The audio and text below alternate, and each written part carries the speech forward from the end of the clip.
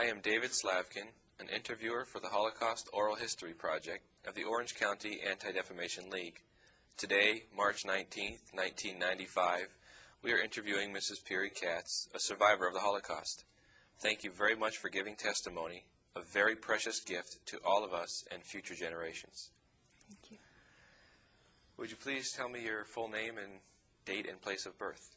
Yes, my name is Piri Katz, and I was born November 18, 1929 in Tibova, small town, Czechoslovakia. And what was your maiden name? Gross. My maiden name was Piri Gross. Okay. And your parents' names and occupations? Yes, my parents, my mom was Chaya Bruma, and my father was Wolf Hesch.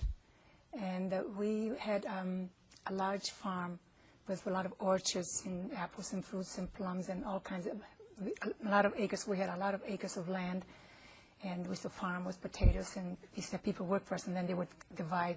They would take a third, whatever, and then 2/3 for my dad. That's how it was working. And we also had a mill that was to grind the, what do you call it, the grain to make it into flour. So we had a water mill. So I guess that was, my parents were occupied with the farm, and we had horses and cows and sheep and goats and ducks and chicks and all that stuff on our farm. So that was kind of kept us busy working. And then my father would take that and trade, I guess, for other stuff in the big cities. People trade, whether it's material or sugar or whatever we didn't have, so we'd trade. And do you have any brothers and sisters? Yes, we were 11 children. We were 7 girls and 4 brothers. And what were their names? My oldest sister was Hannah, and my other sister was Leah. And then we had my brother Zalman, and my brother Sidney, and my sister Roslyn, and my sister Shenro, and then myself, and then my sister Ruchala, and then Shia Falik, and Moishela, and Raizela. And tell me what life was like for you. Life was like any other countries. You're free, a normal child playing in the streets and in the whatever garden, with other children. Our whole village the majority was Greek Orthodox, and there was 3 Jewish families. But we lived in a free country. Czechoslovakia was a free democratic country, and we just lived normal and go to school and play like any other children. I didn't know the difference, that I was any different than any others. Especially, I had one friend, her name was Teresa Blitzko, that was her last name, and we used to be just inseparable, because she was blonde, blue eyes, and he had pitch black hair. And so we were friends, and she used to call my mom, Mom, and I used to call her Mom, Mom, and we just been very, very, very friends, close friends, and go to school and just play, like any normal children would. Did you have any other relatives nearby? Yes, we had a lot. We come from a very large family. My father had 4 sisters. Well, they were all married. They had a lot of siblings, children, and grandchildren. And my mom had a sister and 2 brothers, and also had married children with grandchildren. And so we had a lot of second cousin and first cousins.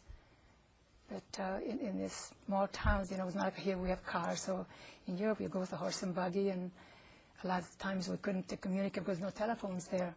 So you just go visit with a horse and buggy, or else that's about the only transportation I remember. Okay, I understand you have a photograph of some of your relatives you'd like to show us? Yes, unfortunately, I only have one. Since unfortunately most of the photographs were confiscated by the Germans. So it's the only one that I have. This is my sister Hannah, my cousin Ruchalaya, my brother-in-law Shloima, his mom in the back, my sister Leah, my brother Zalman, my cousin Sura, and that's Chaya, and that's Hinda, and that's Yechiel. And they're all cousins, except my 2 sisters and my brother, and my brother-in-law. But none of them survived except my brother Zalman. Right there. The rest of them all perished. My sister, this is before they were married. She was married, had 2 children, 2 boys, and my sister Leah had a boy and a girl. How did you come to have this photograph of them? This was when I came to America. I had an aunt, my father's sister was here in this country, and I had a brother and a sister who came before the war, just in actually 1940 when the war broke out. And I remember there was a ship that was drowned, and when we haven't heard from my aunt for a long time, my father would go like this and cry, I drown my children, he'd rub his hand and cry until we finally had a telegram that they survived. So, my sister had this picture, and she gave it to me. What was Jewish life like for you before the occupation? The Jewish life was normal, like any other people. You would go to shul and, live like any normal people. We got along with the people before the war with Gentile. I mean, there's no difference with Jewish, except that you go to pray. But other than that, everybody was human and everybody was normal. I mean, there was no difference. Was there a large Jewish community where you lived? No, not very large, but the next town, in a smaller town, would get together. 2 towns would be enough for to get together if I have a minyan. But like I said, we just had a normal life like anybody else until, unfortunately, when it was already taken over by, like I said, first the Ukrainian came over, because Carpathia territory is it was occupied many times by different countries. And it was occupied by the Ukrainians came in, and they were chased out, and then Hungarians came in, and then they were kicked out, because in school we had to learn first Ukrainian, then we had to learn Hungarian, the language. Then after that it was very German, but then we were kicked out of school. During when the Hungarians were for a while, had occupied, so they used to take little boys, they were 12 years and over, and it was called Levente. It was like a Hitler Jugend. And my brother Shiafalek was taken. And so my father was crying because he used to have all the practice on a Saturday and a Sabbath. So since he had a little payas, so they had to cut him off. And so, but that didn't last long because the Germans came over, and then they just, that was the end of that. So, and then after we were kicked out of school, when we were in school one day, when the teacher just said it was me and my sister and another Jewish student, and you said, okay, you have to leave the class. And we couldn't figure out why. I mean, why we had to leave the school. Just said, get out and go home. So I came home crying, my sister, that, when the teacher told us to go home. And they didn't say why. And so my father said, don't cry, it's okay, it's okay, it's all right. You'll be fine, I'll explain next time, just, don't cry. And he just tried to, keep us happy as possible. He didn't tell us the reasons why or what. Approximately how old were you at this time? About 15. Okay. What happened next? So then I just stayed home. So we just worked on a farm a little bit. And, excuse me, my parents were going to put me, go to school to learn, to sew, since I couldn't study in school anymore.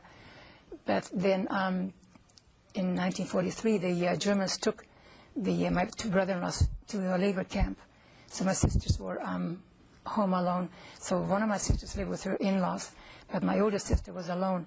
So my parents said, instead of learning how to sew, why don't you stay and help your sister with the children until everything quieted down. So, and then the son-in-laws, when they come home, and then they'll go, things will change. They'll go back to school.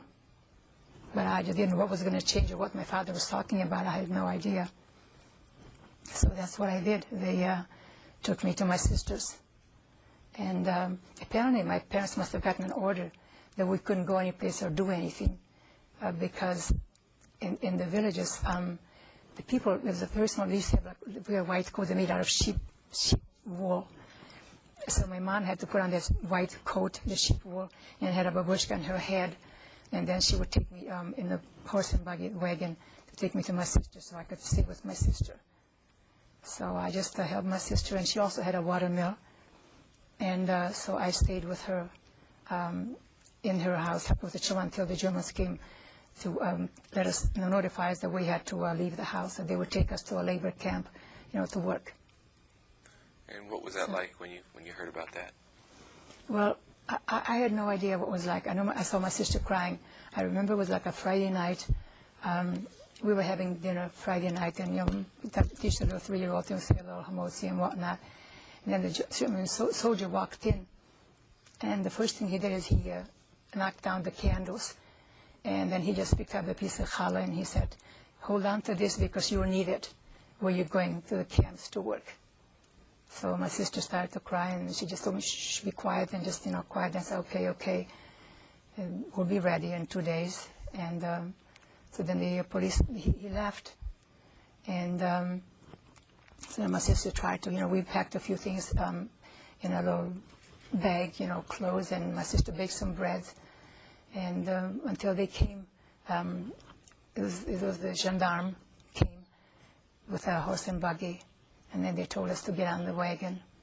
So they had the little boys and my sister, and we got on the horse and buggy and the wagon, and then we went into the town because she had a water mill, so we had to go in the city to pick up the rest of the Jewish families.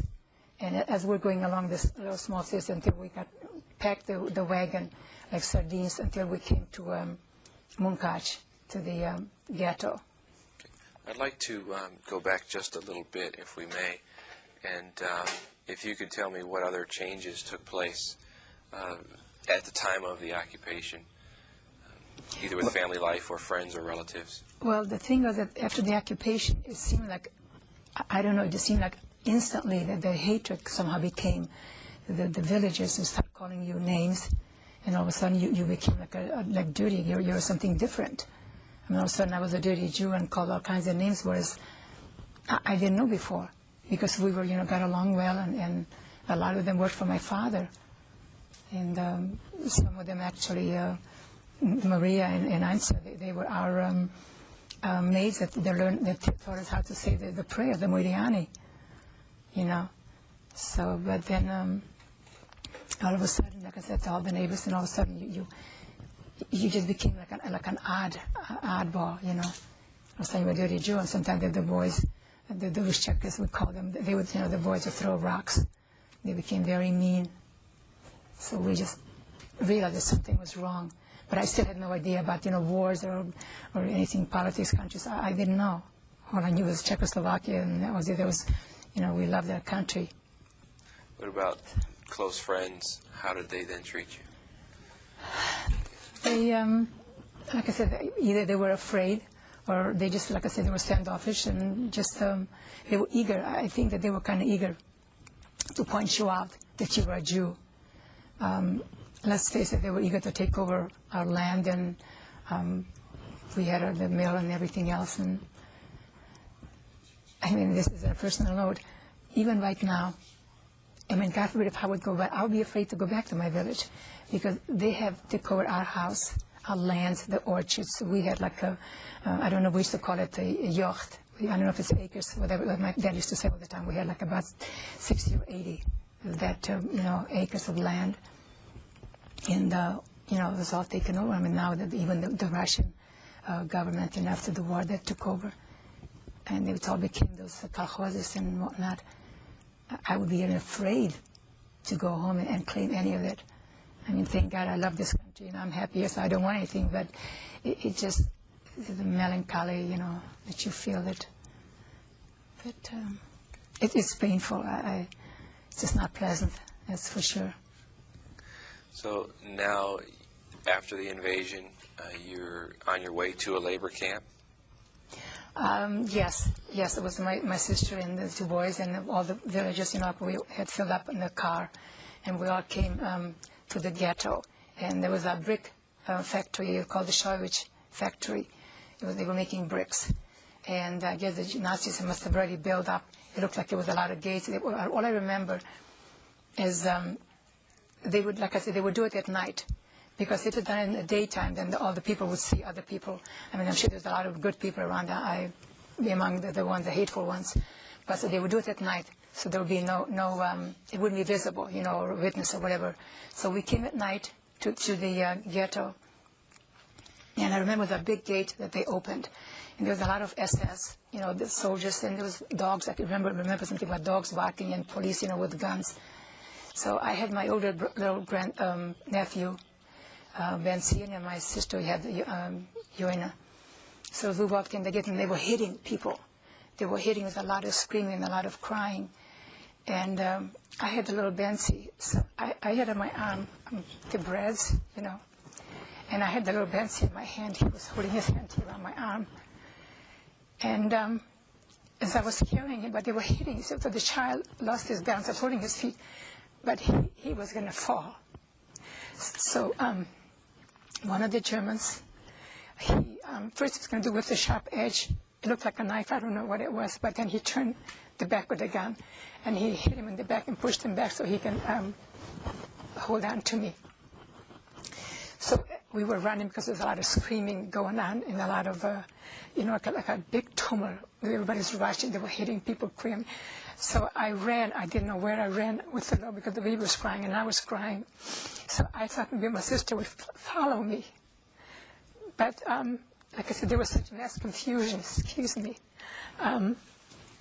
that everybody was running different directions. So we were crying. I found a little corner and we were crying. So we kind of, fell asleep at night. The baby was crying, we fell asleep, and I was just holding on to him because I didn't know what was happening. It was really, just scary. So I was waiting for my sister to come and find me, but she didn't, not until it was dawn. When it was dawn, I heard her running and crying, Piri, Piri, Piri, screaming, crying, running around, looking. So then I got up and I said, Hannah, I'm here. So she grabbed me and hugging us and took us to the cubicle where she had found. And she had actually found,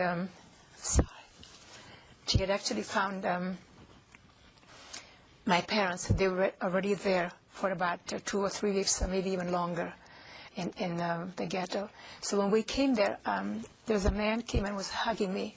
But I didn't know who he was because I expected my dad to have a long beard. So my father says, my kid, my child, I'm here. So I looked at him and I started to cry. I said, what's wrong? Where's your beard? And he says, well, the Nazis, cut it off. So then we, just stayed together with the family in the ghetto for a long time. I think we may have been coming like around January, because I know it was very, very cold. I really don't recall the dates or months. Like I said, it was really, when you're a child, you're petrified, your brain gets like numb. All of a sudden, don't know from dates or months, just if it's cold, it's winter, and if it's warm, then it's summer. So we stayed in the ghettos for, I would say, till about March or so, for about 3 months, where they kept bringing people over there.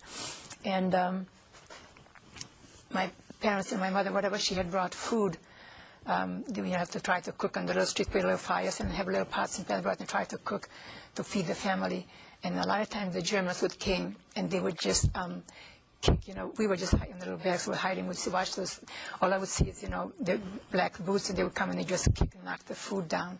Then my mom would come crying and just, the children just quiet down, and she would dig up something else and try to cook and prepare. So kind of feed us and ration the food until we were hoping to be transferred someplace to work, because that's what they kept promising. So until they took us to Auschwitz.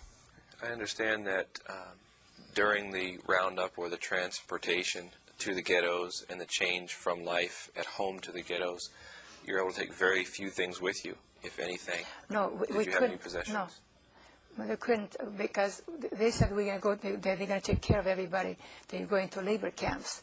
So we just took, probably picked up, most of the time took a few little clothes, not much, but mostly bread and food, whatever you need to eat until you get there. So, they just said you didn't need anything. So we just took some little bread, usually food, until you get to the destination.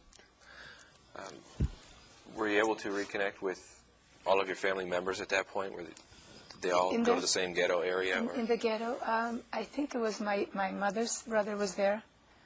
My sister, I think my father's, maybe 1 or 2 sisters were there, but with their children, the married children, grandchildren. But I also had an aunt who was in Poland, and they were here taken way before us. As I mentioned before, we had cousins that came from Poland, 2 boys.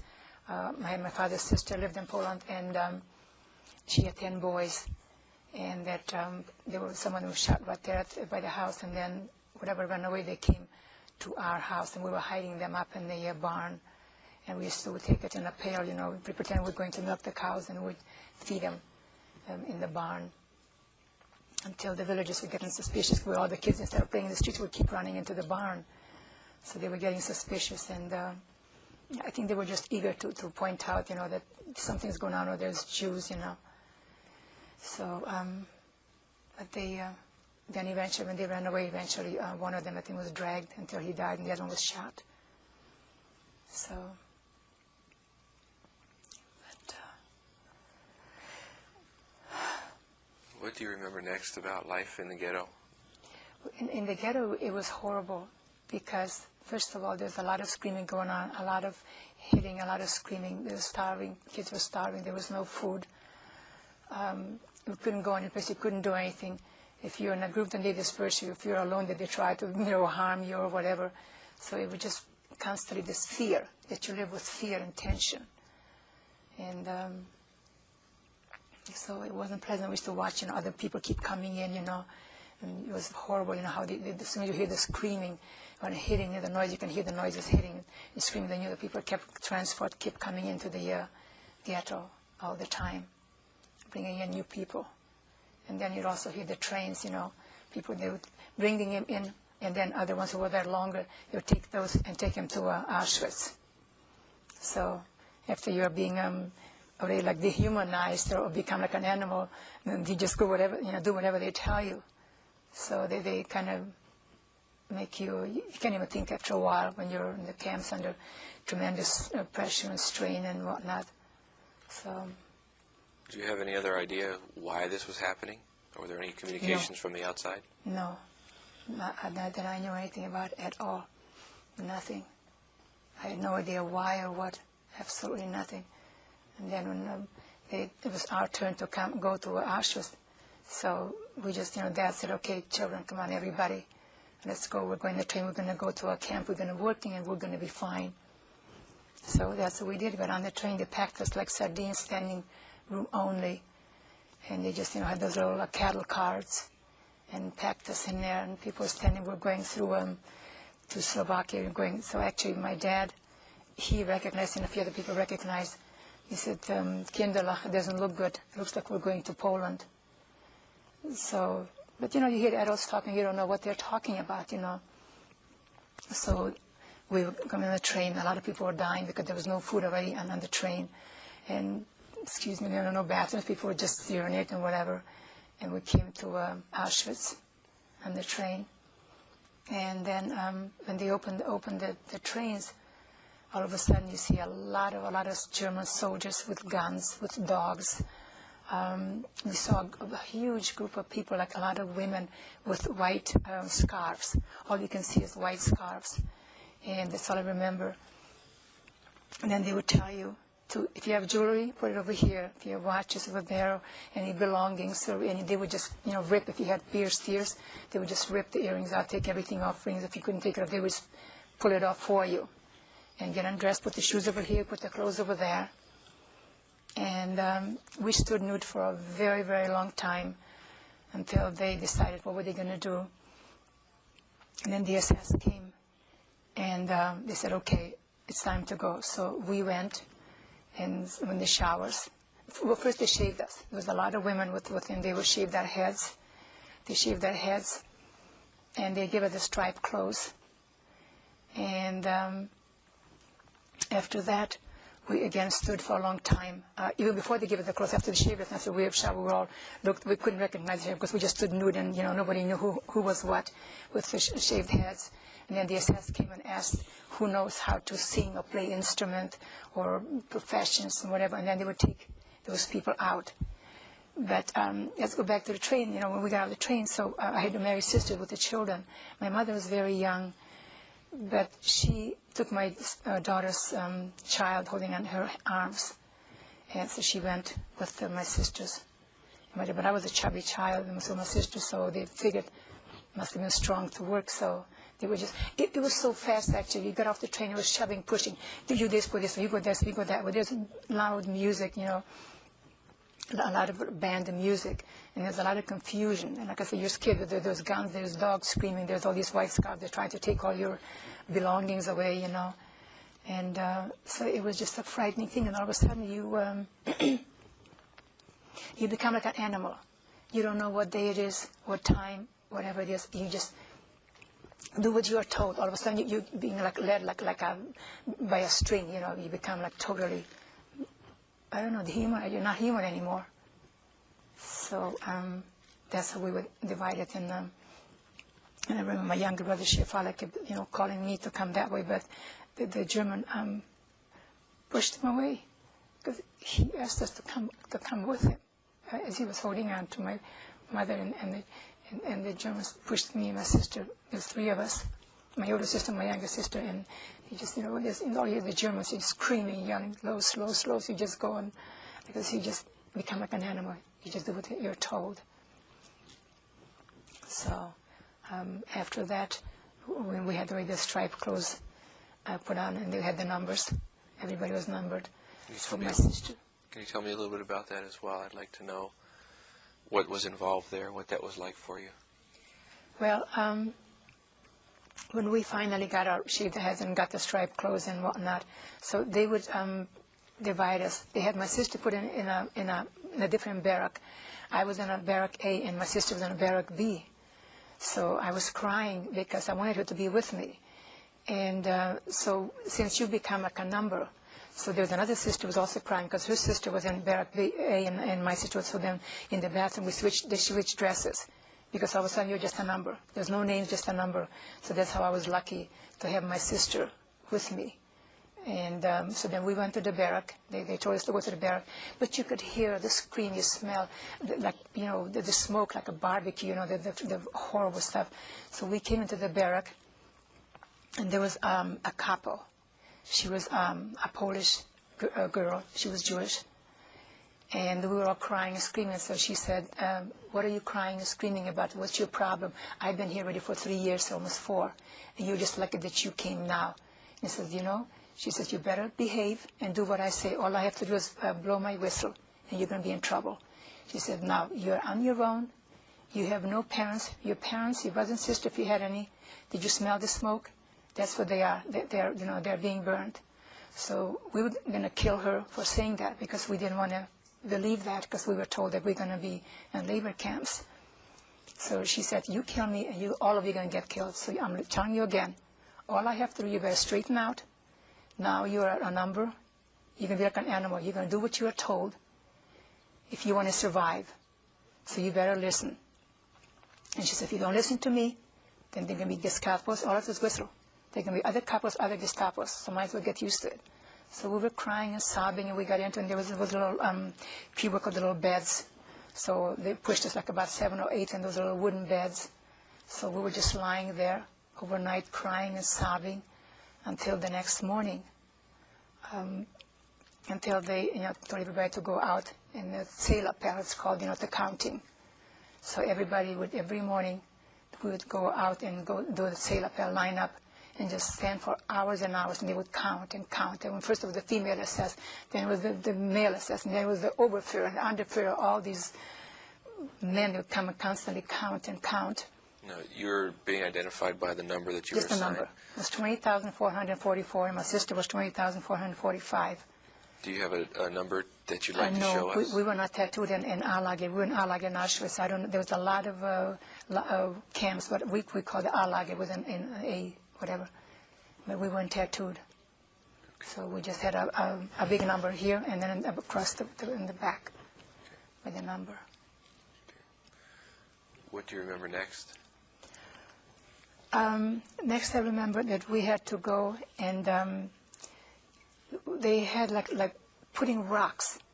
There was like a little wheelbarrow that we used to hold after the sail appel. We would have to go take those wheelbarrows and move rocks from place to place. I guess they were just trying to humiliate you, or just kind of lose your complete self-esteem. I don't know what, but that's all we do is just carry rocks, heavy labor. The men were building something. I don't even remember exactly what they were. You could see hammering the rocks. We just have to do, to carry the rocks from place to place in those wheelbarrows. And I remember I had a cut and my hand was bleeding, and I was trying to just kind of, wipe it in my dress a little bit. And the Nazi just, hit with a stick, and he says, "You're going to see more blood if you just don't, carry your barrel and put the rocks." So that what we used to do is just carry those rocks in barrels and just lay them in the barracks and the counting without fail, morning and night. It was a sail appel. Or use all those weird whistles and just sail up or stay. They count and count, and then go back in your rooms and that would go on for about 2 or 3 months in Auschwitz. What were other living conditions like? Sanitary, food, communication? No. Medication, did you say? Communication. Communication? No, there was nothing. The place was filthy, dirty. Those people that were there a lot before, it was already had lice, you know. It was filthy, dirty. And it was just no communication. You couldn't, because you were being watched. If it wasn't Capo, then were Gestapos. It was constantly, you constantly watched what you did, where you went. It was just a continuous, they would watch you all the time. So it was just, it was this fear, this tense that you lived under, that your brain was just, you were numb. You were numb. It's practically hard to remember everything because of this constant fear and tension. So, was there a hope that things might change or get better at this point, or was that gone? Or you know, I really didn't know there was a hope, because I didn't know any better. It was just, like you become like an animal, you can't think. You're hoping this is going to, you know, it'll end soon, it'll end soon. You keep hoping that's going to end soon. But it seemed like every day was like a year, you know, being hungry and being, you know, constantly with the guns watched and German dogs and all the loud noises and the screaming. And it was just this fear, constant fear, that you live under pressure and fear. So then when we already were there, they kept taking transports from Auschwitz to different camps, to different labor camps. So my older sister was taken away from us first in Auschwitz, Scheindl. And then after she left, later on, they came to our barrack. And I remember it was a tall man, I don't know, somebody came, there's time for us to go. And so we had a big transport. Everybody had to line up, and they were counting. And apparently, in the end, there was like an odd number. It was me and my sister and another young girl. So they cut us off, and they put us in some kind of a bathroom. They said, okay, they can go in with that. So we knew already, being in Auschwitz, you know, that if you're not working, if you're not doing something, if they put you in any bathroom or shower, we already knew that means that you're going to be just, you know, gassed or killed. So there was a little window on top, like a little long window you could see out, and maybe it was like level ground. So we figured, okay, so we tried to find something to break the window. And I had the other girl get on my shoulder, get out the window, and then my sister, and then they pulled us out through the window. And we ran. They had like long army barracks, so we ran around it to catch up with the transport that was leaving to go to the train. And we ran. There was like a lot of marching, because there was people everywhere in the streets working. So we ran into the middle of the transport, so we wouldn't be in the end, 3 of us. So we just ran in between the girls and just marched with them. So if they count again, so we just, you know, they already knew that the end was we are even number 5 instead of about 3, so we'd cut off anybody. And that's how we got on the train, and from Auschwitz. So we got on the train, and then we came to Geislingen. So when we came to Geislingen, there was also a bunch of barracks. So they assigned us into barracks, and they would be like tall, if I recall, like bunk beds or something. So push us together, you know, 4 or 6 in a bunk bed, up and down. what was the train ride like as compared to the first time? I would say probably about the same. We were all squished again, you know, except unfortunately we had no parents already. We already had just, you know, our shaved heads and our prison clothes, you know, so we just had already each other. We just had nobody to talk to, and we just were frightened. We didn't know where we're going or what's going to happen to us. So, and we... About how old were you at this time? I would say probably I was 16 or so. And time of the year? When we came to Geislingen, it was around June or July, something like that. Something around there we came. And so then we stayed there, tried to reorganize us and try to, you know, fit groups, you know, the stronger ones would work first, because there was 2 shifts working with ammunition all the time. You'd work from 6 in the morning to 6 at night, and from 6 at night to 6 in the morning. So there was like 2 shifts. So at first, they would come, you line up. As the first thing every time was sail appel. That without fail, you couldn't do without, is the sail appel. And then they would take out girls, whoever was the stronger one, to go, and they would work. So they would, the first week, they would work night shift, and would work a day shift, and then would switch later on. So we would get up in the morning, and then when that sail appel, and they would give us a cup of tea or whatever it is, so we didn't know whether we should drink it or wash our face or whatever, with it. And then after the sail appel, we would have to walk to the factory. Would march. I remember marching for a long time to go to the factory. And I remember we would walk by some of the tall German buildings, Some people would throw trash or just things, We just continue walking to this big factory in the gate, and we'd go inside there. And then we'd go upstairs. So we'd work with ammunition. We had it was a long, long table. And some people would, they would make those little medals. And then different people would make little holes. And at my table, what I was doing is we would put the two little plates together, snap them together. And then we had a little tool to test the little holes. If the tool went through all the way, then the hole was too big. And if the tool was, we had to measure, so it'd be a certain size exactly for whatever it meant, whatever reason it was. So by the time the gun was at the beginning of the table, by the end of the table was already completely assembled, and then we put it in a box, and then we'd have to carry those boxes downstairs, when the box was full, take it wherever. And that was going on about 10 months. We were there, I think in June or July through April. So that's, we just, every morning go to work and, come home from work. One incident I remember at the camps, we were so hungry because first of all there was no food. And so there was like a long barrack, and there was a kitchen was cooked. And in the kitchen, the outside was like a little, it looks like a little bars like this, I guess for the vents to go into the basement. So we had lifted that because we knew that there was potatoes in the basement. So it was me and my sister and another one of the girls. It was actually two. They were watching, and my sister and I went in the basement down to grab the potatoes. And so we had the stripe. The stripe was very long, so we cut off the strip so we can tie it. At least to feel some warmth, So we had to tie it in the striped clothes. So we could only put about maybe 4 or 6 potatoes in here in the bosom, so because our hands would be free. And as she went out, I pushed her up so she can get out of that thing. And I was trying to climb, and the potatoes, as I was climbing, the potatoes kept rolling down. And I thought I wasn't going to live because I couldn't get to the top because the potatoes kept rolling down.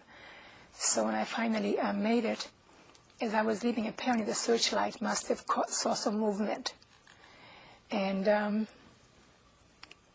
we came to the barrack. And the German must have seen some movement, so they came. All of a sudden, it was at night. All of a sudden, we see the lights on, so we knew it was trouble. So we quick grabbed all the potatoes and threw it in the toilet, get rid of everything so they wouldn't find anything. So they were asking what was going on, and we were all denied that nothing happened. So I had to stay outside for about 24 hours, out in the light, till the next morning, until we had to go to work. But I think that the barrack had gotten punished. I don't remember if they didn't get the slice of bread or what it was. And, that guilt, that because they were punished because of me, it's very painful. It hurts. So, but we used to go, just work all the time. Like I said, 1 week would work a night shift and 1 week would work day shift. And that was just, all the time. I remember one time it was, I don't know if it was bombing or something. It was like, there was a big, the factory has a big noise. Excuse me. We hear the sirens. So we had to run down in the basement. We were in the basement, and the Germans, was trying to shove and hit us and just, schnell, rouse, schnell. So we had to run the basement for a while. And we saw these big pipes, and there was some water underneath. I don't know exactly what happened. But after a while, I quiet down and said, okay, it's time to go upstairs again and back to work. So we would just do that until till about April. And then they took us on a train out of Geislingen, put us on a train, and brought us to Dachau. We came to Dachau. And when we came to Dachau, it was already awful. We saw dead bodies in our camp too, but not as much as when we came to Dachau. There was already a lot of people, bodies all over the floor, So you try to, the thing is that when you come and you're hungry, so if you see a body, the first thing you do is try to kind of turn them over or just look to see if they have some bread in their hands or something like that. And it was just horrible. It smelled from dead bodies lying all over, with flies, with filth, with dirt. It was awful. So we were there for about a month, just doing nothing. We were watching the people, with rocks. The people barely could walk, weak, dying. People just dying like flies. So we were there for about a month, and then all of a sudden, again, they took us on a train. So I figured, oh my God, now what? So as we were in the train, we heard a lot of shooting in the train with a lot of noise, and we couldn't figure out what was wrong. So then when the train stopped, we saw a lot of American soldiers. At the time, I don't remember they were American, but just after a while, we knew it was American soldiers. And they just, people were dead away in the plane. A lot of people died in the train. My younger sister was very weak. I was so scared something's going to happen. Even in the camps, I jumped from one to the other because my brain is just wandering.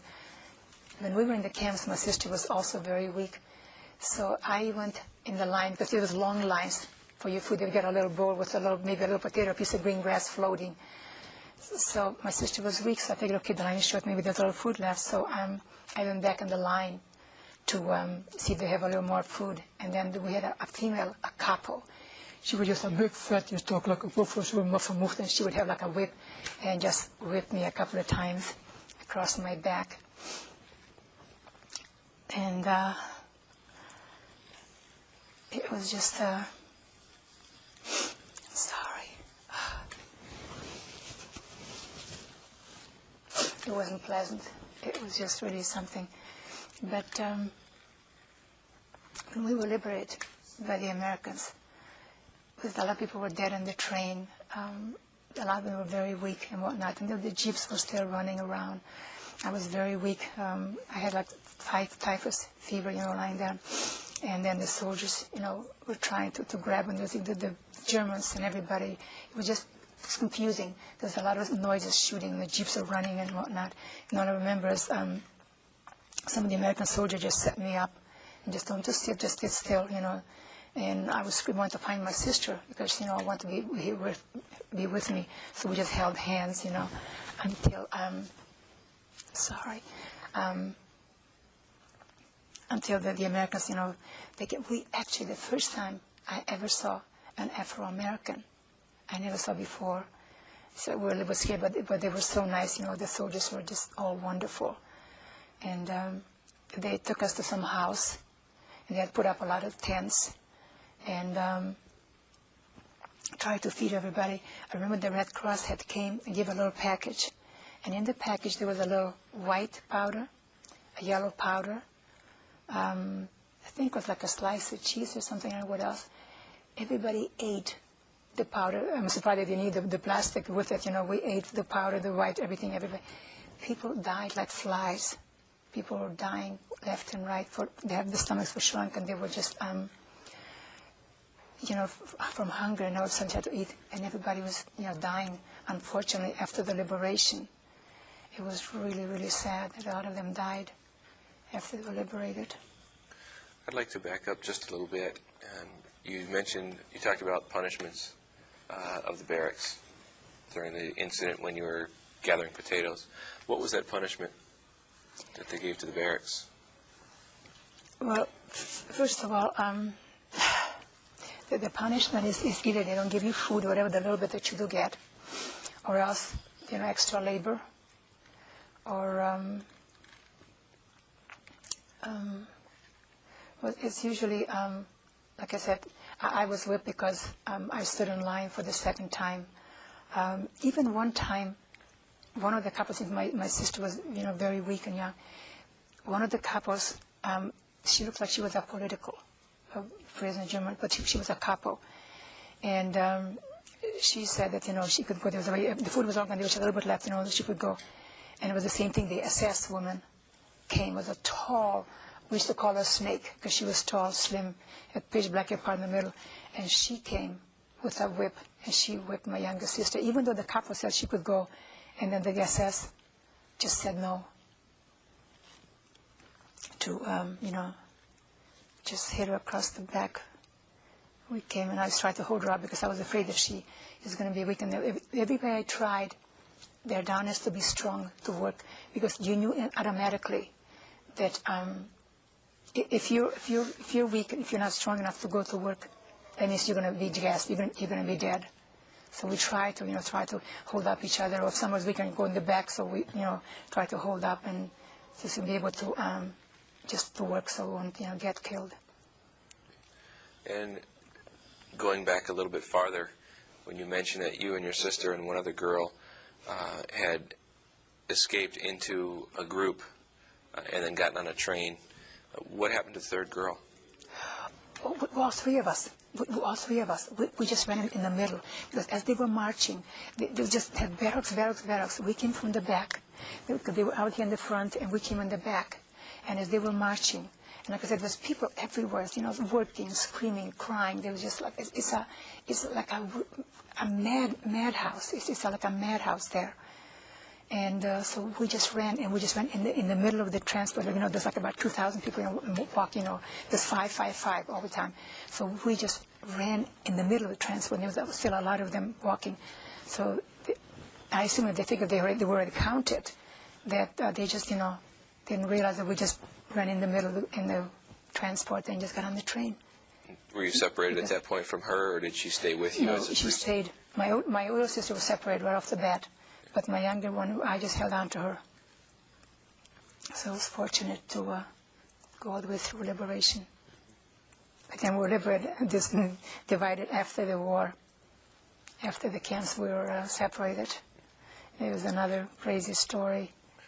During your time at Dachau or prior to that, did you learn any more about what was going on in the outside world? No, we didn't. We were hoping.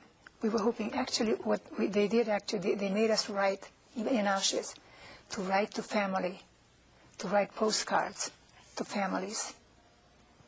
I don't know what they were trying to do, see that anybody left behind. If they didn't get everybody, I have no idea. But they said to write to the families.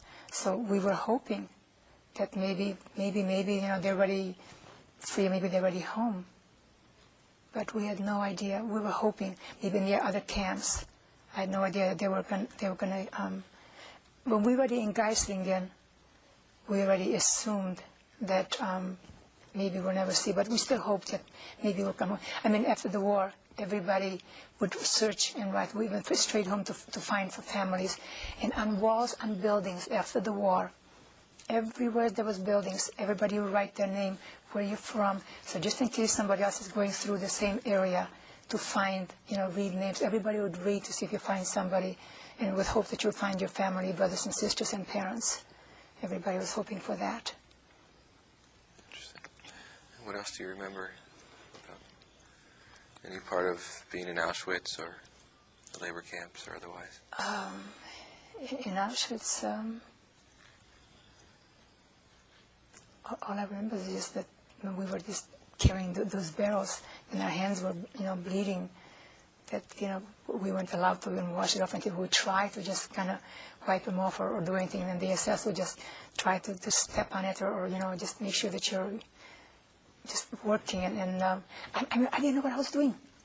It was just to do the hard labor to make you dehumanize you, to make you feel that you're nothing. But I had no idea what I was doing. I mean, those barrels with the rocks, just carrying it to from place to place, or breaking the rocks, or just breaking them apart, or just putting them from place to place. And your hands will be bleeding, and the more, I think the Germans, the more they saw your hands bleeding, the more they were glad to see you that way. So it's just a horrible, frightening experience. There's, like I said, we used to hear, like I said, a lot of screaming, a lot of crying, a lot of, it was just a frightening thing. It was very frightening. That's all you hear all the time, is screaming and hitting and crying, and people be praying, and the more people prayed, the less, that's when the Germans would, just blow their brains out. Did you see that happen? Oh, yes. Yeah. Yes. What was that like when that happened? It was horrible. It was horrible. I mean, all these Orthodox people, they believe that if they pray, that maybe God will help, but I don't know. I hate to see that God wasn't there, when we need it. It was just a very, very horrible experience.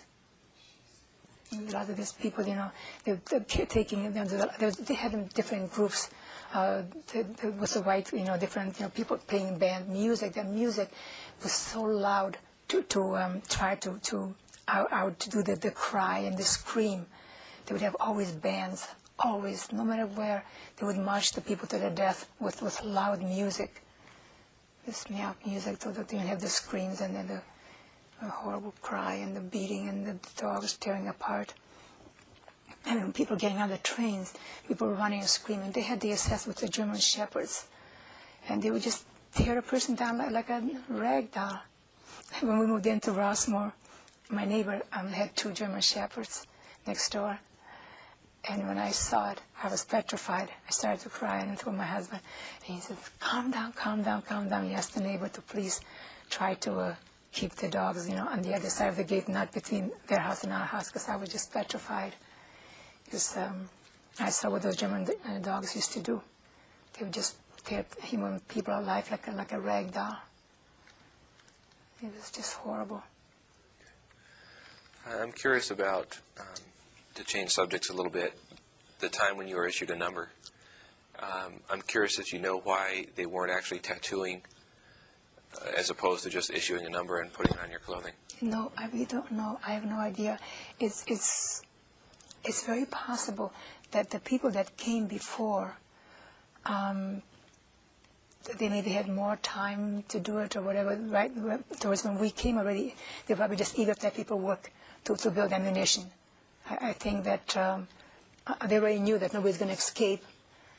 People were there probably since 39 or 40 or whatever. And there's an Auschwitz that right now we came, they're probably just eager to get us to work.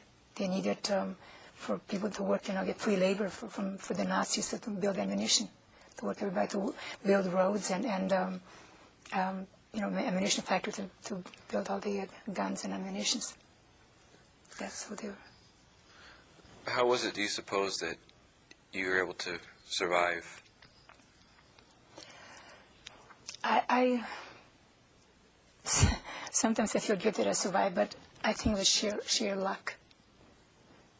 I think it was just sheer luck that I survived, because everybody worked hard.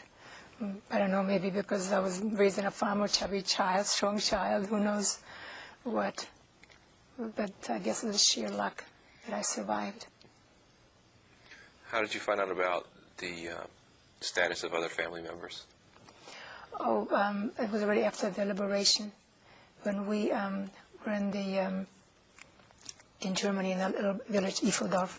That's where the American had taken a lot of German houses and put us in those homes, and fed us there. Used to be a line, to go and stay in line for food.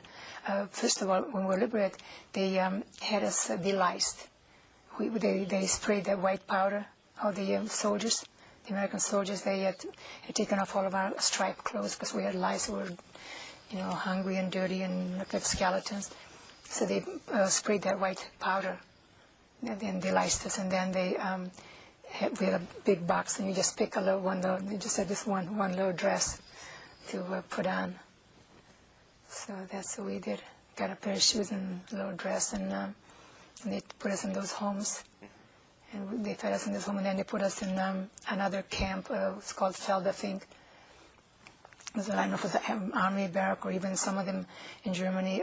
They had like those crazy homes. They had those big brick buildings and put us in those buildings. So we were in Feldafing over there. They were feeding us, and then they asked people, who's from where, and everybody was eager to go home to find families. So they took us on a train, those army trucks. And the army trucks took us from Feldafing to Plzeň, to the border that was Czechoslovakia. And they dropped us off there. And then in Europe, in the world, you could go anywhere. The trains were free. And you could almost travel. And so everybody just first came home and asking, have you seen my parents? Have you seen this one? Have you seen that one? So we came home and tried to ask for our parents. And that's when we really knew already for sure that our parents and my brothers and sisters didn't come home. Whoever survived said, well, somebody knew that my brother came home. So we were looking for him and finally found my brother. And then after that, later on, somebody said, my sister's alive and she's in another town. And then we find my sister. So, but it's, like I said, everybody's reading names, and you write everywhere. It was like our information was everywhere on walls, and every place you could find, write names, where you were and where you're going, and in case you happen to pass through the same, to find each other. You mentioned that you felt guilty for having survived.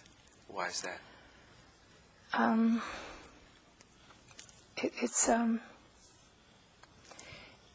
It's hard, I had all my brothers and sisters and my parents and my younger brothers and sisters, and they were innocent. I mean, they did no harm to anyone, and I mean, why was I the lucky one?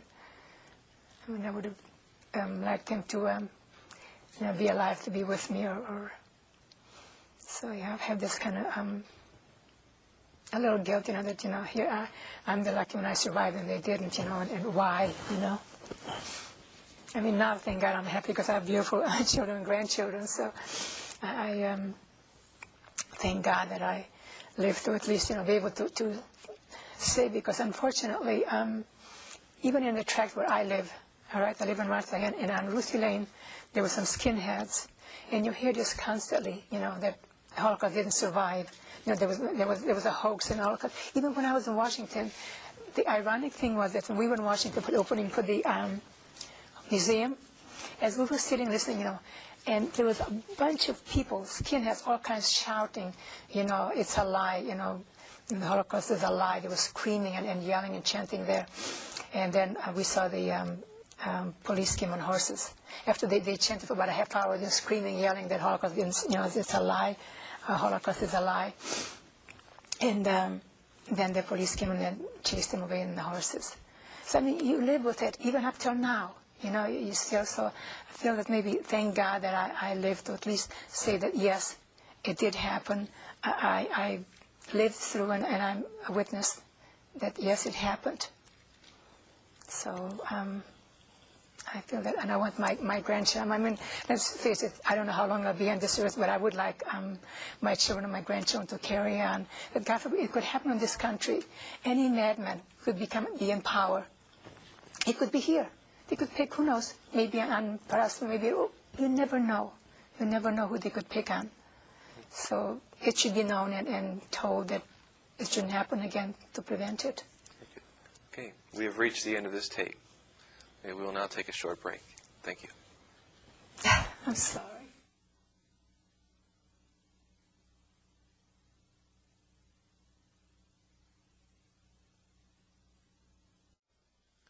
This is the continuation of the Piri Katz testimony. Let us resume.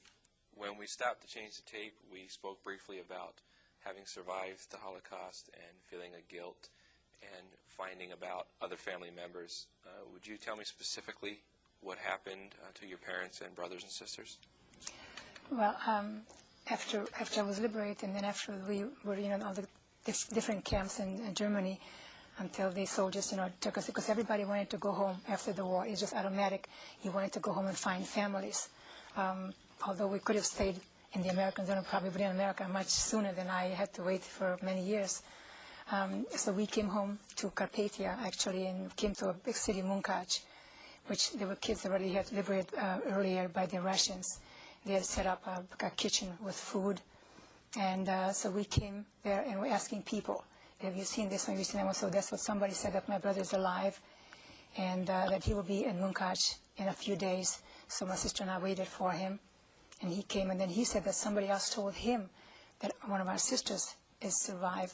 So I didn't know which one, but then we saw Sandy. And so we met in Munkac, so we're so happy to see each other, cried, and, some other people. And everybody's asking, the first thing is, who survived, the parents, sisters, and, But unfortunately, our parents didn't survive, or the young siblings, didn't survive, or the older married sisters with their children, they didn't survive. So there's a lot of confusion after the war. I mean, besides everybody looking for families and whatnot, try to get out, to see maybe for better for their lives, make a better life for themselves. So we were trying to actually, since we had family in America, we were hoping to come to this country. So they had to go to our city, to Uzhgorod. We went to there to get the passports there. And so we were waiting there until but one of my sisters got ill. So they left me in Uzhgorod, and my brother and my two other sisters, they went home. They said, okay, we'll meet you at home. You stay here, because nobody knew how long it takes to get the passports. So after about a week or so, I stayed in Uzhgorod by myself waiting for our passports. And so I got four. Well, there was Sandy, Rochelle, me, and four of us. So I got. Which four? Pardon me? Which four children? It was Zalman, Scheindl, Ruchala, and I, the four of us. So we were there.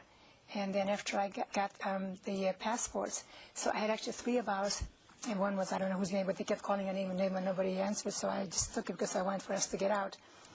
And as I was coming on the train from Uzhgorod to Munkac, I was arrested by the Russians, because not having a tattoo, they thought I was a fascist. And so I had no papers. Nobody had any papers. I mean, the house was destroyed. We had no pictures, papers, nothing at all at home to prove. So they thought I was a fascist. And so they arrested me, and they put me in a Munkac, in a prison, me and our girl Belle. And so we were there for about 2 days, scrubbing floors and washing the walls in Munkac. No, the way it was actually is, he said, okay, where's your brother and sister? So we told him it's in that kitchen. But everybody stayed in Munkac, for the food. So I came there, and they were going actually to my hometown, which is out of the big city in Munkac. And to our house they went. So the guy said, you're lying. See, they weren't here, and they have no papers and no tattoo, so you're a fascist, automatically. So that's how we got arrested. So after being there a couple of days, or maybe 3 days, a boy who lived next to my married sister, he was like a officer or something like that, and he was watching, and he said, he asked me if I had a sister in a small town called Vichovitz, and I said yes. So he said, okay, I know who you are. But in order to go, in those towns, even in the big cities, and everybody had there was no water. You had to go in a pump. They had those wells. You had to go with water. So we had to go with the pails to go get water. So he said, if when we go fetch water, it was 14 so a little bit in the evening. If we don't come back, we're on our own. But if we are caught, he will deny it. So that's what we did. We ran. We ran in the fields and potatoes, and I don't know where we ran. I just, when you're scared, you just become like an animal. You just ran. So we just ran at night, overnight, and then in the morning we heard a train. So we got on the train, and we're going towards Czechoslovakia. Because the borders were open for a long time, and then all of a sudden they were closing. So when we came to Chop, there was a border. We were again arrested by the Czechoslovakian gendarme. Who are we? We're refugees, no papers, nothing. So we're fascists. But we were crying and telling them that, we are Jewish, we're Jewish and we survived the camps. I remember one time in our village was like typhus or something, and I remember one of the big officials came from Prague. We were telling them the story, but they were just laughing, it didn't make any sense to them. So they just, after asked us to interrogate, they let us go. So we just continued going on the train. And we went to Sudeten. Belle had a brother or something, so we went to Sudeten, which is Czechoslovakia, but it was taken by the Germans. So we found her brother, and we stayed with her brother for a while until we went to a dance. It was like a Yom Kippur dance in Barracks over there, the big city. And so I saw a girl that I knew, And I moved out from there and lived with her in a city it's called Barracks, in a zipper factory. The boss lived upstairs and we lived in the basement. Our little window was just even with the sidewalk. And I used to work in that zipper factory in Barracks. It was not far from Ustinat Labem. So we worked there. I know exactly, I don't remember. Like I said, time and dates doesn't mean a thing. So we worked there for a while when the Czech police came and they said that the borders were all closing, and if you don't have citizenship paper check, they have to deport you back to Carpathia. Because in Carpathia, the Russians it became Russia. So we had to, get out of there. So we had no papers, and so we told the boss that we're going to have to quit. So they, maybe he just said we ignored it. But then the second time, when they came again, the Czech gendarmes said, listen, you better, because they're really checking up everybody. They're going to come on the workplace, everybody. If you don't have citizenship, you can be arrested. They don't care. They don't know where we're going to take them. Could be to Russian camps, could be home. Nobody knows. But if you don't have citizenship, you better, do something about it. So we were crying. We didn't know who. We asked everybody around. So I think one of the Czech police actually said that if we go to Prague, he gave us an address. And we went to Prague to that address, and it was like underground. It was already from Israel, the Shlichim. They had, I don't know how we called it, that's what they were called. Do you remember this address or where that was located?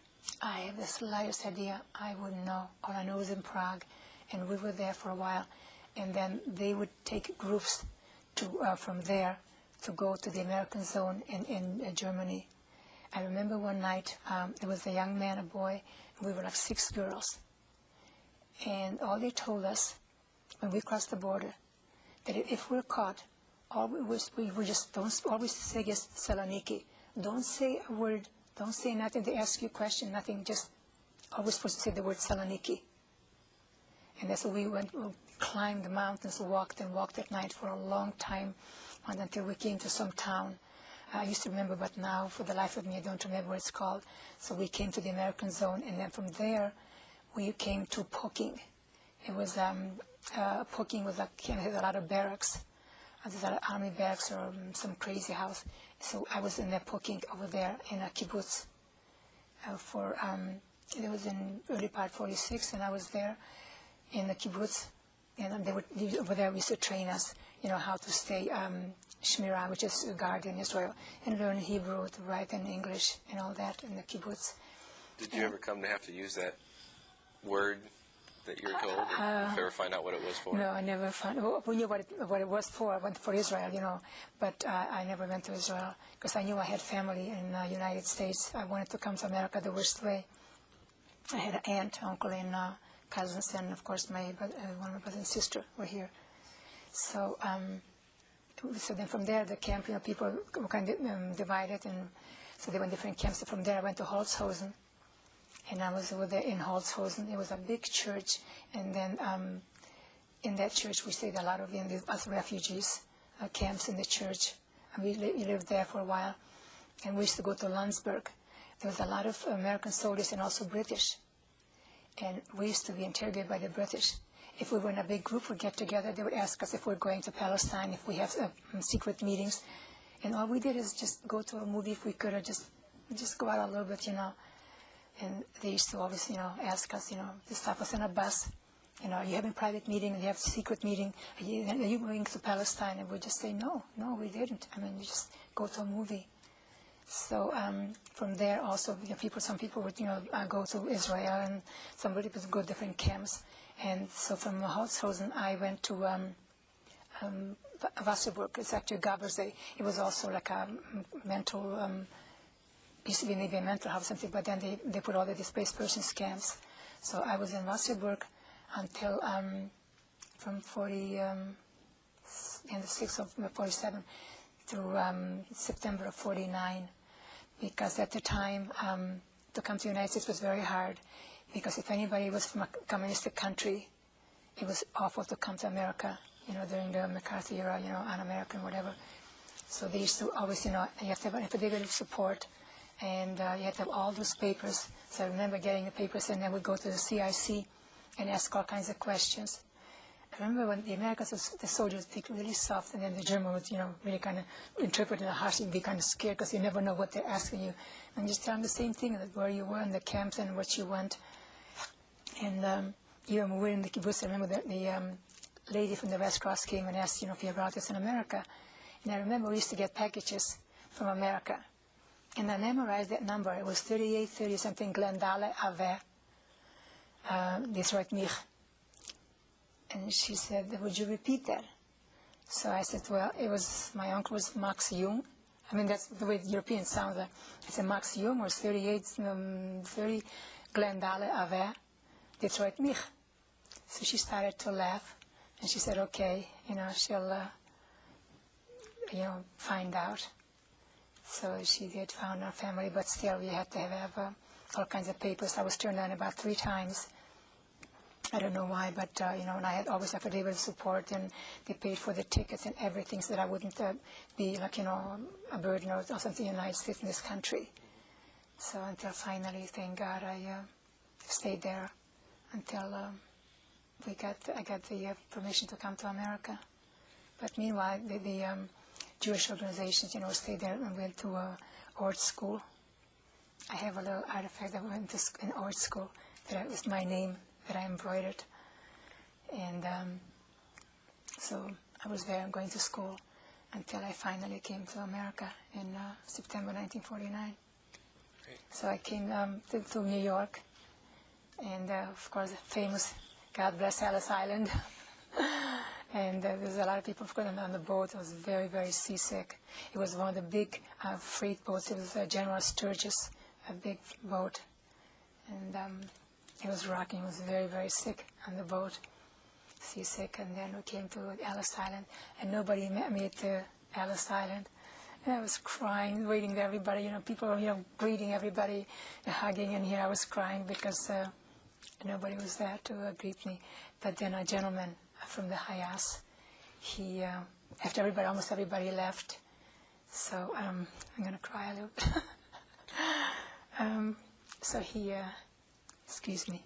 took me on the train and got me to Detroit. And then my aunt and my brother were there waiting for me on the train. How did you adjust to life in America after that? Well, first of all, when I came to this country, I thought I was in paradise. With all the beautiful lights and all the, it was, I was in 7th heaven. It was just to be free. Number one is to be free. That alone is paradise. And then it was a little bit hard because if you don't speak the language, and even when we were liberated, the American soldier, they sounded like they had a potato in their mouth. Let's go, let's go, let's go. It sounded kind of funny. It's but.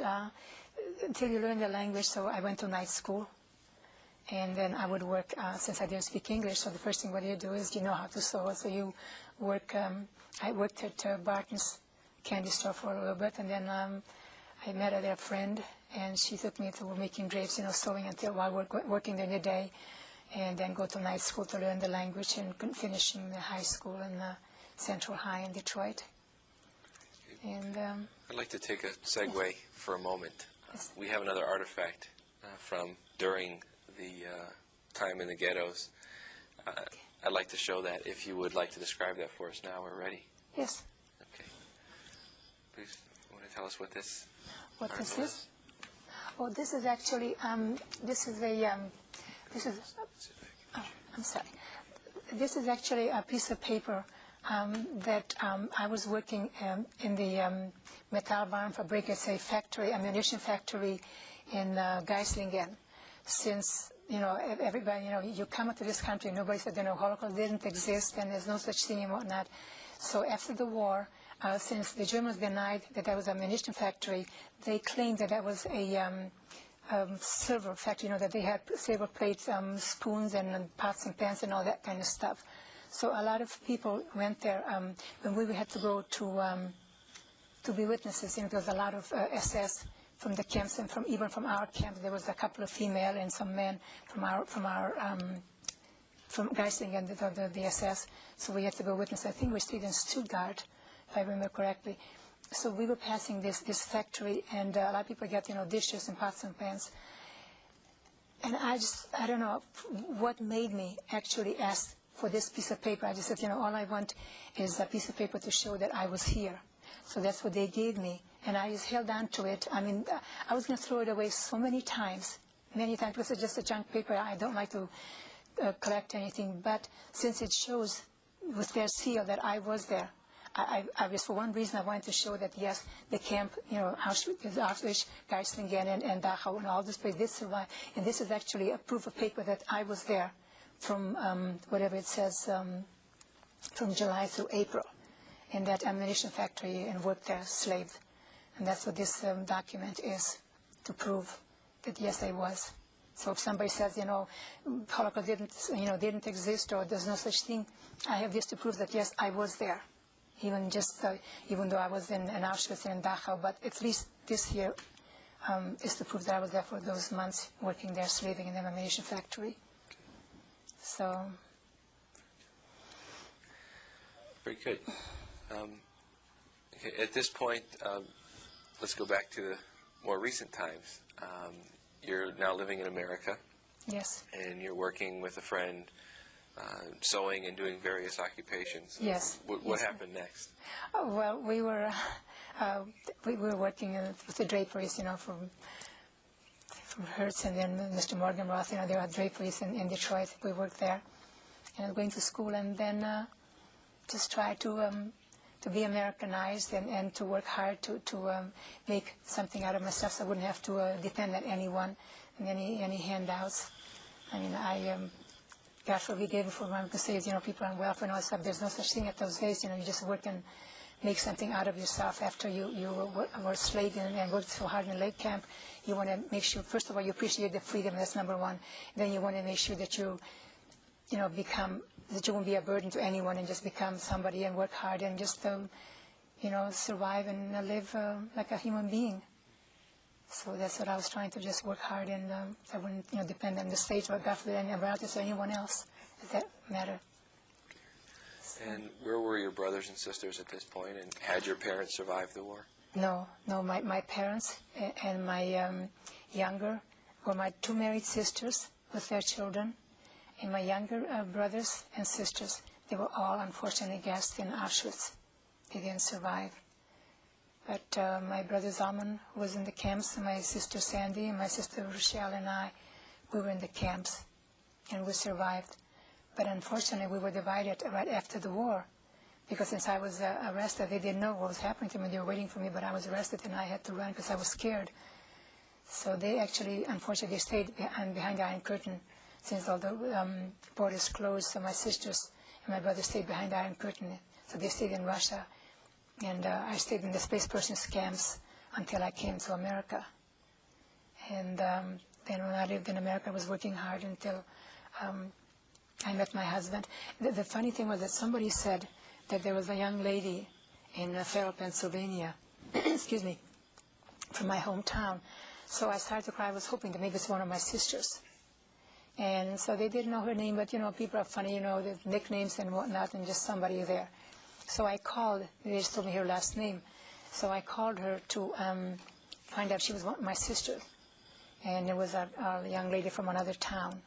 So she was crying. She was hoping I was her sister, and I was hoping that she would be my sister. So we both were crying, happy to hear from each other, but a little bit disappointed at the same time that I was hoping she would be one of my sisters. And she was hoping the same thing, because she was the only one survived from her whole family. She had 3 brothers and 3 sisters, parents, and nobody survived. She was the one and only person that survived. And I had uncles and aunts that the whole family were wiped out. Nobody came, unfortunately. Even the neighbors that I went to school with, they were just completely, there's no trace, because nobody survived. So from all the families that I know, quite a few, unfortunately.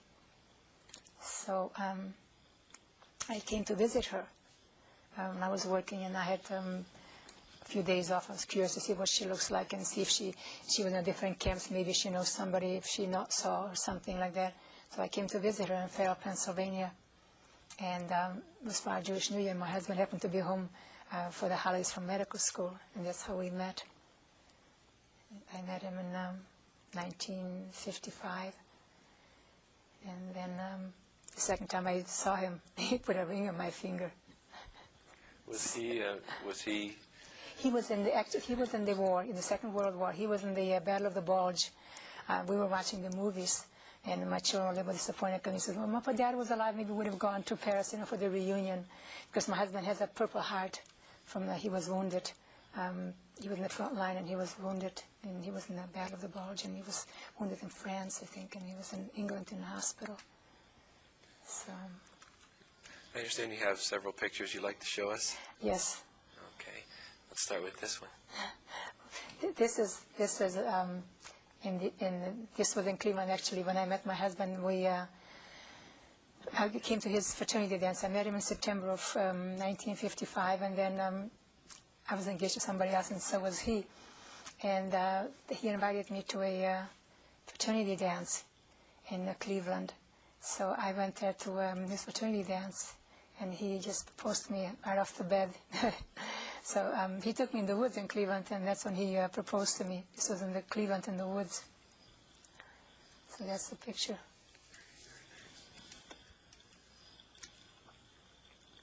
Okay. That's not quite yet. Oh. Not quite yet.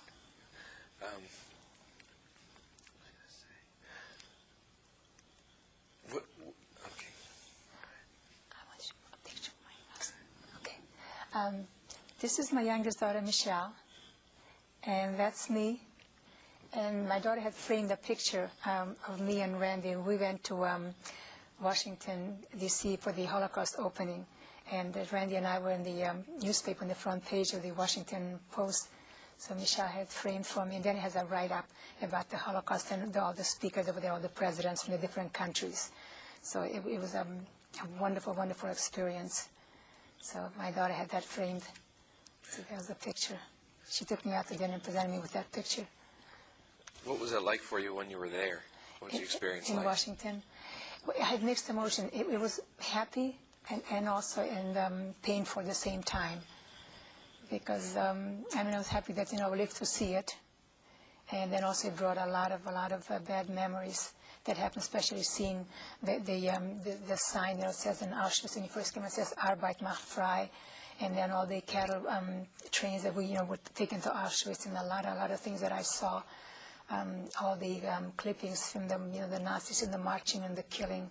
So it brought a lot of memories, and it was very painful, as well as wonderful that I lived to see it, that it's going to be told.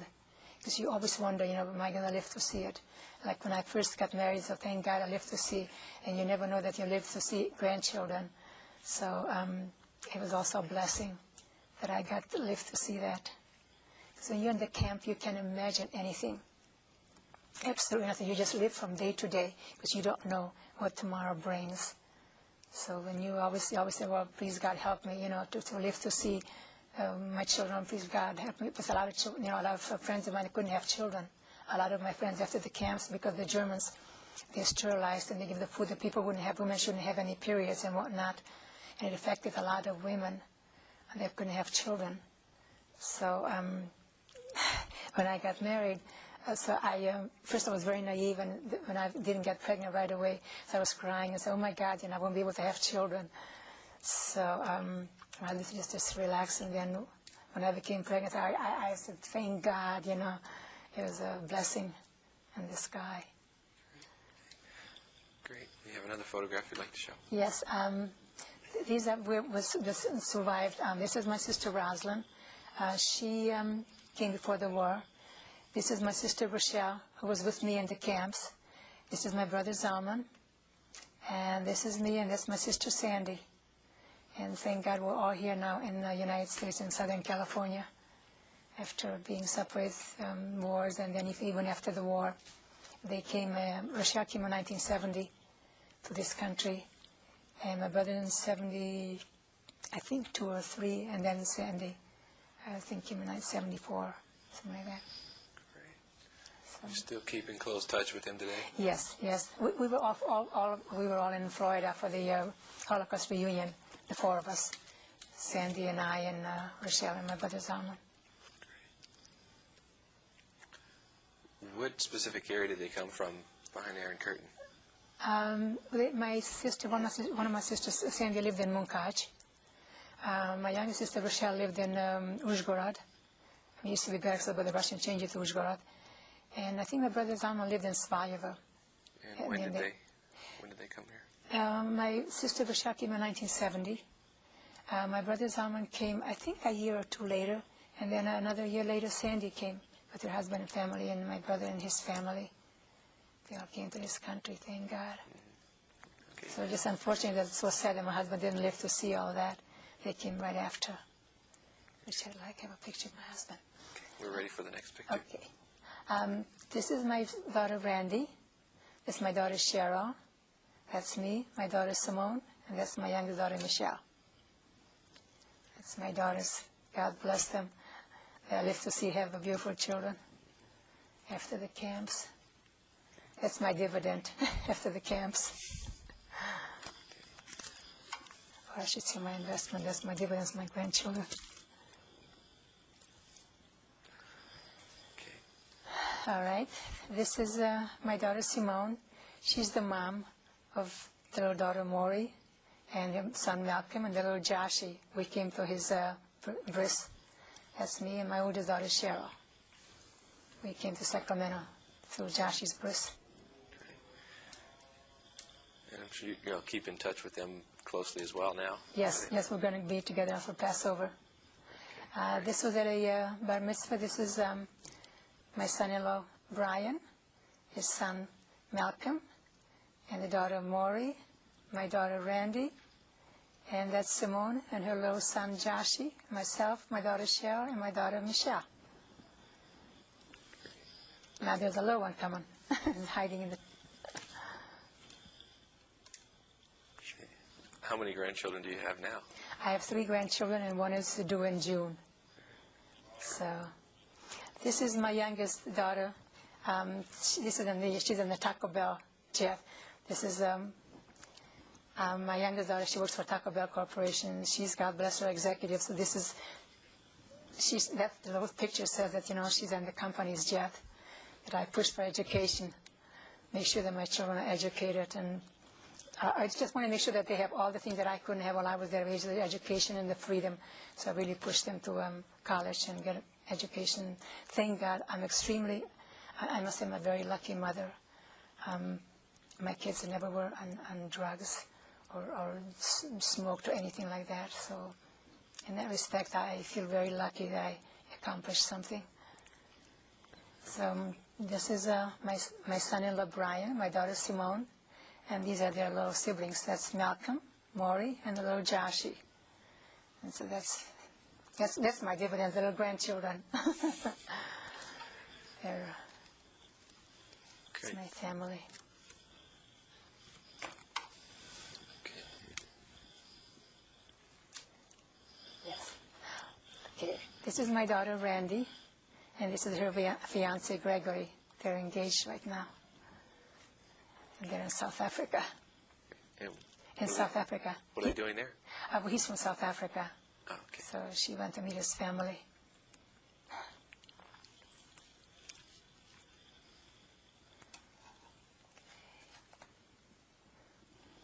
All right.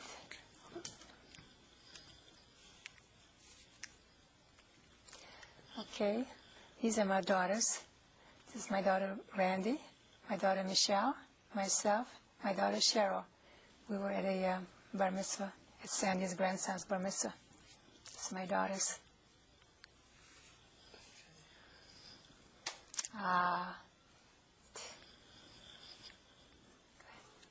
This is my little grandson, Joshie. He's 2 years old, and when he says, "Grandma, I love you," I grow 10 feet tall. It's just, it's like I said, after what you live through, and you don't think that you're going to live to see anything. So thank God, when I got to live to see my grandchildren, I feel that I've accomplished a lot, made sure that my kids are educated, and like I said, I want to make sure that they really became somebody, and actually I say the word for it, do something good for the country, for the community, as well as for themselves. So that's why I first make sure they're educated. So, God forbid people are right now on welfare and whatnot, so I just make sure that my kids really wouldn't have to depend on anyone but themselves. and be self-reliant and have self-respect and self-esteem as well, which I didn't have when I was that age. Very good. Thank you for showing those pictures with us. You're welcome.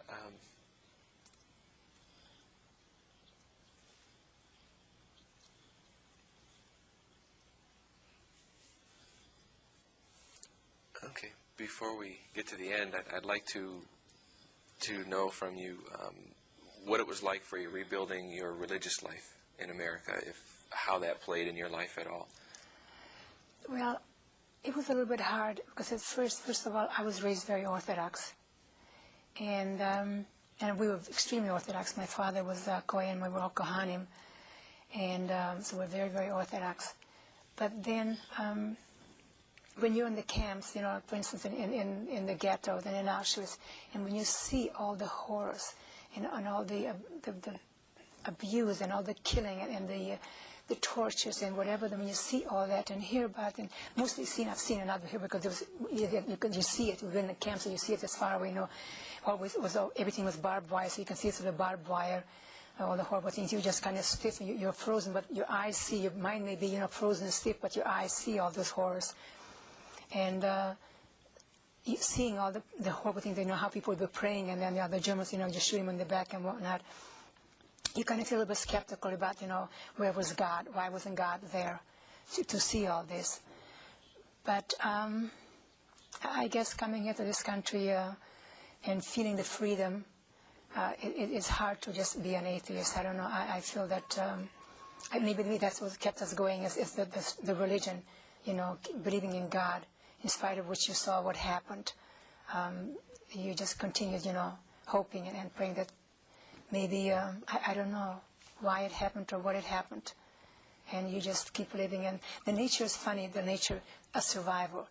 No matter what, for instance, like when we're in the camps, when you see all the dead bodies and whatnot, as weak as you are, it's just something that your body just wants to live.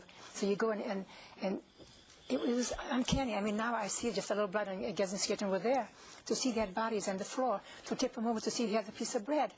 It was just like turning over to an ant or just a little bug, It's just natural to survive. The brain just makes you strong somehow. I don't know what it does.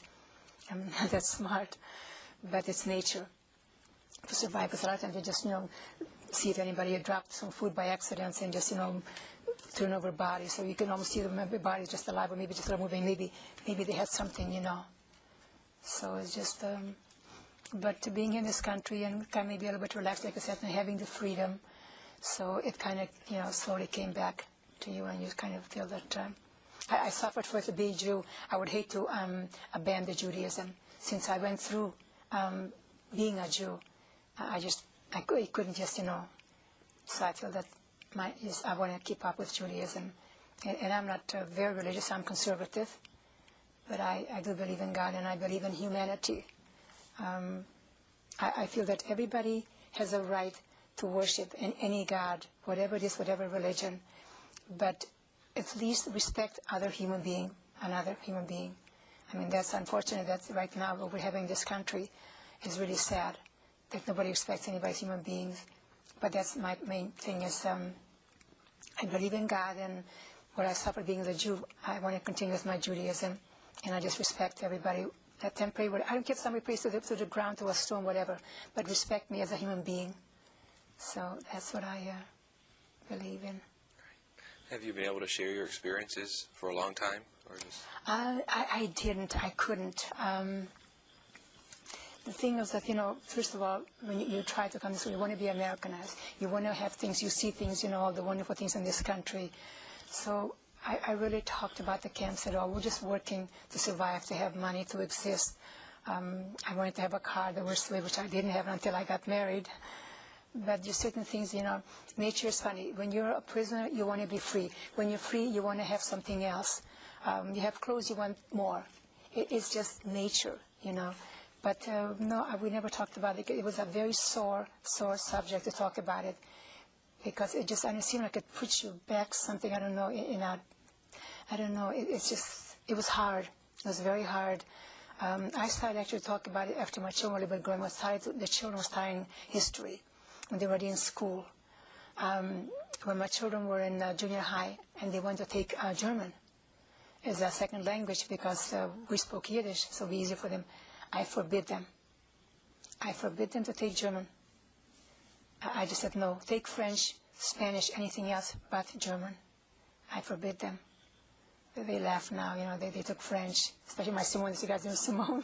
So my name is French, so it's okay, then I'll take, French. But when they were started asking me questions, then I would tell them a little bit. But I didn't want to burden them because I was widowed young and my children were small, and raising them without a father. I didn't want to burden them with a lot of things until they got a little bit bigger. And whenever I had time and I had to work, I would drive from Los Alamitos to Los Angeles every day to work and then come home and at night and have strict rules and orders, with them education and what to do. So I didn't talk about the camps. What happened to your husband? He was killed in a plane crash, in a small plane crash in 1968. Okay. So. If you have a picture of him with you and you'd like to show it. Yes, I do. You can do that. Yeah, okay. Yes, I have. Okay. My heart. Let's see. Let's see. This is when we were married, and then I have one of him alone. Let's see. Oh, here he is.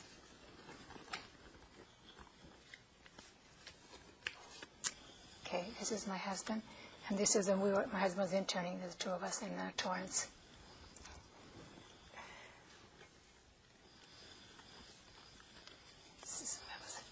When were these pictures taken? That was when my husband was in one of his fraternity pictures, and he was already in medical school. And Go ahead, use the pointer.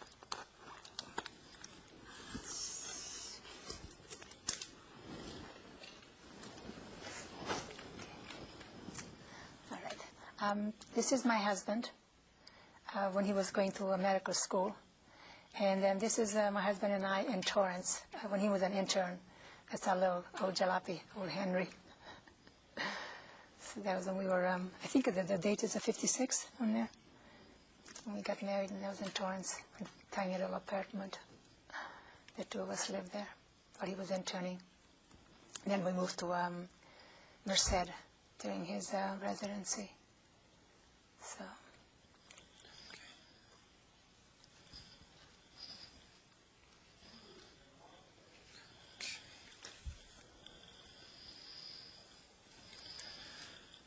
At this point in time, I'd like to ask if you have any particular things that you'd like to add, any thoughts about your experiences, things you'd like to share that you'd like to add? The thing what I would like to actually say that, the thing is that I feel this way that with all the things that's happening, no matter how hard the Germans try to wipe the Jewish race out, thank God, they're the ones that they're gone and we are here. And I just feel that people should appreciate people and treat them as a human being in spite of what religion, what color, and what race they are. Everybody's human. Everybody's human, and just treat them as human. And I think that, the story should definitely be told over and over, that people should know that it did happen, because there's a lot of them, whoever they are, the visionists or the skinheads or whoever they are, they keep saying it didn't happen. It did happen. And I feel that it should be talked about, although I didn't want to talk about it for a long time because it's painful, and I can understand. For example, for me, how long, for about 2 or 3 years, I've been procrastinating to do this. I just didn't want to talk about it, and it's painful, and I'm sure I've left out a lot that it's blocked in my mind, and it's just hard for me to talk about. I don't want to break down and sob on the program, but it's hard to talk about it. But I just feel that whoever is still, there's a lot of people that didn't talk about it, they should come and talk about it and just tell the world what did happen, because it could happen in our country, it could happen anywhere. And just I think that we should finally, after all these years, and we're living in a jet or whatever, world is with the modern techniques and society, that the world all of a sudden shrunk.